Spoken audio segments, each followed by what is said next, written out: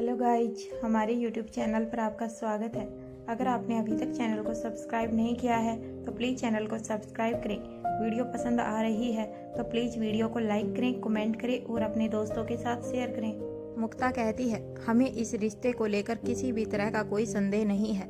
अगर आपको यह जरूरी लगता है तो आप ऐसा कर सकते हैं, लेकिन आगे की रस्मों के लिए आप वक्त जरूर लीजिएगा, क्योंकि हम भी शादी से पहले इस रिश्ते को कुछ दिन जीना चाहते हैं। आदित्य मुक्ता के सिर पर हाथ रखता है और फिर उसके चेहरे पर, उसके बाद अपनी बेटी के कंधे को थपथपाते हुए उसकी बात पर सहमति दे देता है। मुक्ता एक बार फिर से जाकर अपने बाकी प्रियजनों के पास खड़ी हो जाती है। धीरे धीरे सभी दबे शब्दों में मुक्ता की टांग खींचना शुरू कर देते हैं। उसका सबसे बड़ा भाई पीयूष कहता है, आपसे तो रोहित मारवा ज्यादा अच्छे हैं। हमने आपसे कितनी बार कहा कि हमें भी सनी मारवा जी से मिलना है। फिर पीयूष बाकी परिवार वालों की तरफ देखते हुए आगे कहता है, पर मिलाना तो छोड़िए, इन्होंने हमें फोटो भी नहीं दिखाई। इतने में सबसे छोटा भाई सुशर्मा कहता है, मान गए, रोहित मारवा का जितना बड़ा नाम है उतना ही बड़ा काम भी है। हम सभी की ख्वाहिश को चुटकियों में पूरा कर दिया।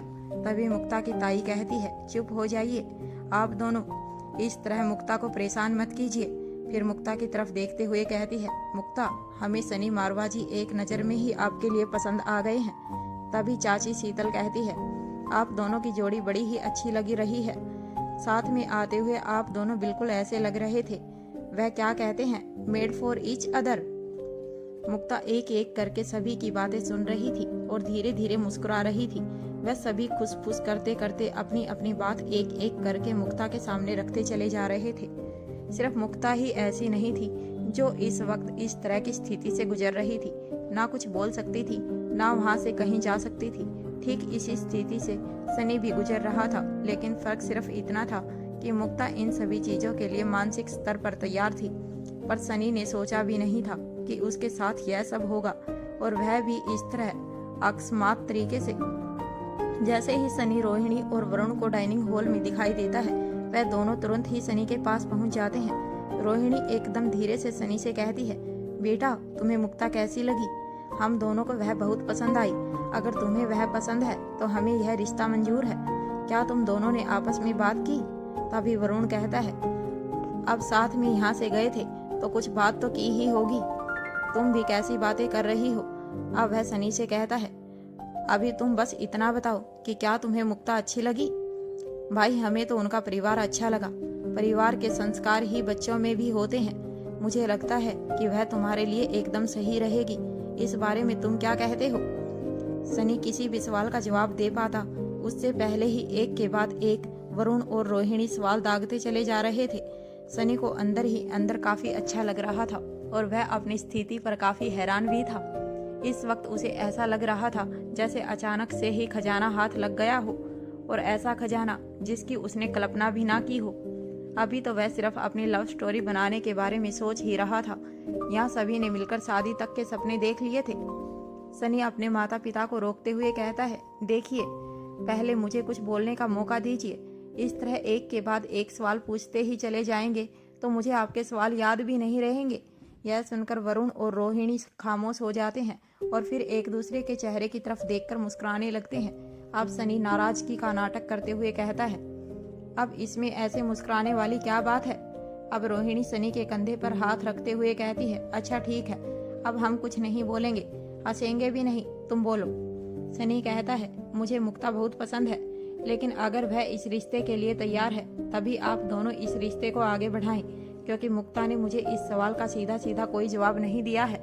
अगर सच कहूँ तो मुझे यह भी नहीं पता था कि यहाँ आप सभी आज क्यों इकट्ठे हुए हो। रोहित भैया ने मुझे अच्छा बेवकूफ़ बनाया। सरप्राइज देने से पहले मुझे अच्छा खासा डराया उन्होंने। फिर मुस्कुराकर आगे कहता है, पर जो भी है, मुझे उनका सरप्राइज अच्छा लगा। यह बोलने के बाद सनी के दिमाग में अचानक से ही एक बात कौंध जाती है और वह अपने माता पिता से पूछता है, क्या इस रिश्ते के लिए रोहित भैया तैयार हैं? रोहिणी कहती है, कैसी बात कर रहे हो सनी? रोहित ने ही तो हमें यहाँ बुलाया है। वह चाहता था कि हम मुक्ता और उसके परिवार से मिल लें ताकि वह इस रिश्ते को आगे बढ़ा सके। इतना ही नहीं, तुम्हारे लिए मुक्ता रोहित की ही पसंद है। इसमें तुम्हारे माता पिता का कोई हाथ या कोई मेहनत नहीं है। तभी वरुण कहता है, लेकिन जो भी है, हमें लड़की और परिवार दोनों अच्छे लगे। अब आगे क्या करना है यह फैसला तुम्हें लेना है। तुम्हारा जो भी फैसला हो हमें बता दो। यह सब सुनकर सनी को अंदर ही अंदर गुदगुदी हो रही थी।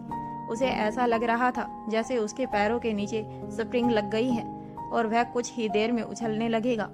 रोहित बिल्कुल भी नहीं चाहता था कि मुक्ता की कही हुई बातों को कोई भी जाने और उसके बारे में किसी भी तरह की राय कायम करे। भारतीय समाज में यदि कोई लड़की अपने रिश्ते की बात स्वयं करे तो प्राय लोग उसके बारे में पूर्व धारणा बना लेते हैं कि वह निश्चित तौर पर तेज तरार होने के साथ साथ चालाक और जलसाज होगी। वह रिश्ते निभाने या घर चलाने में भी सक्षम हो सकती है। इस विषय पर विचार करने की भी जहमत नहीं उठाई जाती। ठीक इसी वक्त रोहिणी कहती है, अगर मुझे पहले से पता होता कि हमें यहाँ क्यों बुलाया गया है तो मैं कुछ तैयारी कर लेती। मैं मुक्ता से पहली बार मिल रही हूँ। वह हमारे घर की होने वाली बहू है और उसे देने के लिए मेरे पास ऐसा कोई गिफ्ट नहीं जो इस स्थिति में दिया जा सके। ठीक इसी वक्त आयशा वहाँ पहुँच जाती है। वह मुस्कुराकर रोहिणी से कहती है, क्या तुम कुछ कह रही थी? रोहिणी कहती है, दीदी आप ही बताइए, इस स्थिति में मुक्ता को कुछ ना देना ठीक रहेगा? रोहिणी की बात सुनकर आयशा मुंह लटकाकर जवाब देती है, हाँ तुम सही कहती हो। मारवा परिवार की होने वाली बहू खाली हाथ लौटेगी तो अच्छा तो नहीं लगेगा और इसका मारवा परिवार की शान पर भी असर पड़ेगा। यह सुनकर रोहिणी का चेहरा भी उतर जाता है। अब आयशा मुस्कुराकर कहती है, तुम्हें इसकी चिंता करने की कोई जरूरत नहीं। मैंने इसका पूरा इंतजाम कर लिया है, बस तुम मेरे साथ आओ। आयशा के साथ साथ रोहिणी भी चल पड़ती है। वहाँ पास में ही मौजूद गेस्ट रूम में आयशा ने सभी मेहमानों के लिए उपहारों की व्यवस्था की थी। जब रोहिणी अंदर आती है तो भूमिका वहाँ पहले से ही मौजूद थी। रोहिणी के पहुँचने के तुरंत बाद ही अनिका और प्रीति भी वहाँ पहुँच जाते हैं। आयशा भूमिका को इशारा करती है। आयशा के कहने पर भूमिका एक डबल लेयर्ड हीरो का हार दिखाते हुए कहती है, यह देखो मुक्ता के लिए यह कैसा रहेगा। वह हार देखते ही रोहिणी आयशा के गले लग जाती है और कहती है, दीदी आप कितनी अच्छी हैं। आप हमेशा ही सभी के बारे में सोच कर चलती हैं। मेरा यह सोच सोचकर सिर चकरा रहा था कि इस स्थिति में क्या किया जाए। आपने कुछ ही देर में सारी समस्या का हल कर दिया। आयशा रोहिणी के हाथों पर अपने हाथ रखते हुए कहती है, तुम्हारे भी इस दिन को लेकर कुछ अरमान होंगे। अब अपनी होने वाली बहू को किसी दिन घर पर बुलाकर अरमानों को पूरा कर लेना। आज इसी से काम चला लो। इस पर रोहिणी कहती है, आपके बड़प्पन से कोई नहीं जीत सकता। यह हार बेहद खूबसूरत है। इतने कम वक्त में इससे ज्यादा खूबसूरत और बेहतर गिफ्ट मैं कभी नहीं ढूंढ पाती। बाकी सभी की तरफ देखकर आयशा कहती है, चलो लड़कियों अब तुम भी बताओ तुम्हें यह कैसा लगा। प्रीति कहती है, आंटी जी यह खूबसूरत तो है ही और मुक्ता को भी यह बेहद पसंद आएगा। यह उसकी किसी भी मॉडर्न ड्रेस के साथ आसानी से मैच करेगा। तभी अनिका कहती है, हाँ माँ सच में आपका यह बेशकीमती उपहार बहुत खूबसूरत है। मुक्ता को जरूर पसंद आएगा। वह सभी हल्की फुल्की बातचीत के बाद वहाँ से बाहर निकलकर डाइनिंग हॉल में जाने लगते हैं। तभी भूमिका प्रीति को पकड़ लेती है। भूमिका ने प्रीति की गर्दन को अपने पंजे में पकड़ा हुआ था और उसके कान के पास आकर कहती है, तुम दोनों अपने रिश्ते में आगे बढ़ने के बारे में क्या सोच रहे हो? तुम लोगों की वजह से ऐसी कोई पार्टी ऑर्गेनाइज होगी या नहीं? अपनी बात को आगे बढ़ाते हुए भूमिका कहती है, ज्यादा देर करना अच्छी बात नहीं है। लड़की को लड़का पसंद है, लड़के को लड़की पसंद है, फिर तुम दोनों हमें इतना इंतजार क्यों करवा रहे हो? अब प्रीति कहती है, भूमिका दी प्लीज पहले गर्दन छोड़िए तब मैं कुछ बोलूं। भूमिका प्रीति की गर्दन छोड़ देती है और मुस्कुराकर कहती है, छोड़ दी अब बोलो। अब प्रीति कहती है, आप हमारे बारे में सपना देखना बंद कर दीजिए। ऐसा कभी नहीं होगा, कुछ भी नहीं होगा। अपनी बात कहकर प्रीति वहाँ से तेज कदमों से रवाना हो जाती है। भूमिका अपनी जगह पर रुककर उसकी कही हुई बात को समझने की कोशिश करने लगती है कि प्रीति इस तरह की बात कैसे कह सकती है। फिर भूमिका खुद को भी समझाते हुए कहती है, इसकी आदत है हमेशा ना करने की, बस इसलिए अभी भी ऐसी ही बातें करके गई है। अभी मुझे यह सोचना है कि इसकी एंगेजमेंट पर इसे क्या गिफ्ट देना है।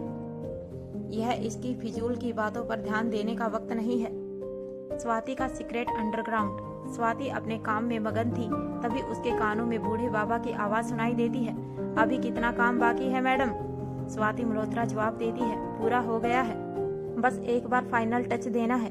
बस इसे एक अंतिम बार और जांच लूं, फिर काम खत्म समझो। बूढ़े बाबा अपनी जगह पर खड़े होकर कुछ देर तक स्वाति मल्होत्रा को उसका काम करते हुए देखते रहते हैं। कुछ देर बाद स्वाति बूढ़े बाबा से कहती है, अब यह पूरी तरह से तैयार हो चुका है, जितना जल्दी हो सके इसे मारवा हाउस पहुंचा दो। बूढ़े बाबा मुस्कुराकर पूछते हैं, क्या इस बार फिर से अनिका बेटी के लिए कोई पहेली इसके साथ में तैयार की है?